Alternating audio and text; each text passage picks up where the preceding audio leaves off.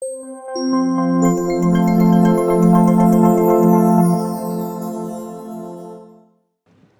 dan, Prekmurci.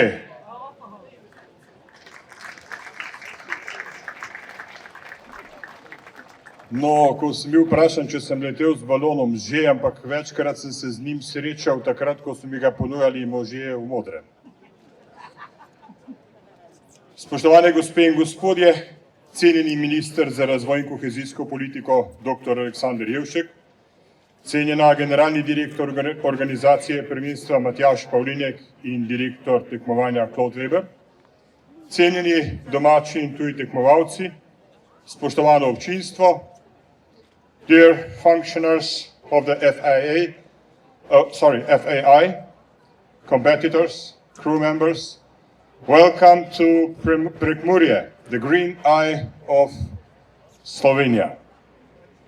Počaščen sem, da vas lahko pozdravim kot predsednik Državnega sveta, drugega doma slovenskega parlamenta, predvsem pa kot velik navdušenec vseh vrst poletov.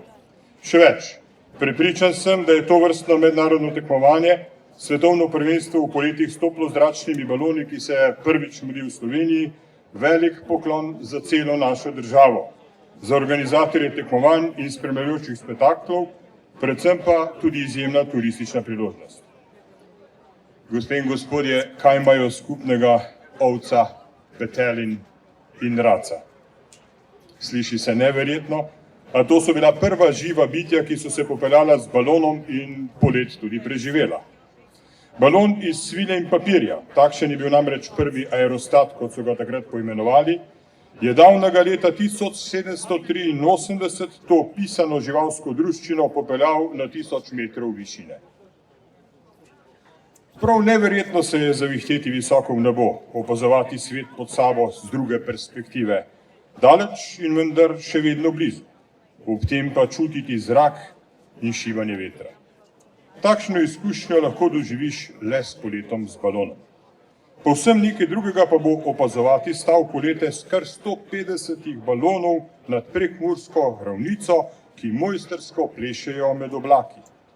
Piloti iz kar 32 držav iz vsega sveta bodo imeli seveda zahtevne naloge na tej preizkušnji.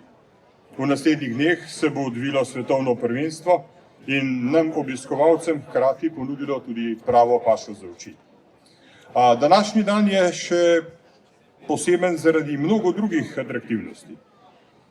Kmalu bomo, če bo vreme dovolilo, če ne pa jutri, priča drznim nastopom. Padalci, akrobatske točke, slovenski akrobatski pilot Peter Podlunšek, simulacija gašenja, prelet Pilatusov, pravcati nadbor podvigov in vragolij, ki si jih sami zagotovo ne bi drznili, verjemite.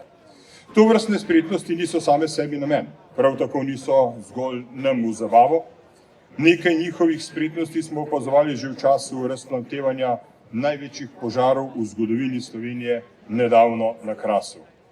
Brez pomoči pogumnih pilotov teh zubljev ne bi nikdar ukrotili. Pa se povrnemo še malce k balonom. Naj kot zanimivost še navedem, da so bili prav baloni prvi, ki so bili uporabljeni za zračno vojskovanje. Njihova vloga je bila razumljivo prvotno zastavljena v izvidniške namene. Toplozračne balone, kot jih poznamo danes, so razvili v 50 letih minulega stoletja za potrebe ameriške mornarice. Prvi polet so opravili oktobra 1955. Vojska je sicer kmalu izgubila zanimanje za balone, so pa balonarstvo potem prevzeli športni navdušenci in ga razvijali in popularizirali vse do danes. Kako velik je interes za balonarstvo, dokazuje tudi izjemna tekmovalna zasedba na tokratnem svetovnem prvenstvu, na katerem se bo pomerilo kar 105 balonarskih ekip. Spoštovani, zelo sem hvaležen za povabilo, da sem lahko danes tu z vami. Z velikim navdušenjem bom spremljal današnje polete in akrobatske vragolije. Verjamem, da boste enako uživali tudi vi. Vsem tekmovalcem pa seveda srečno in naj zmaga najboljši.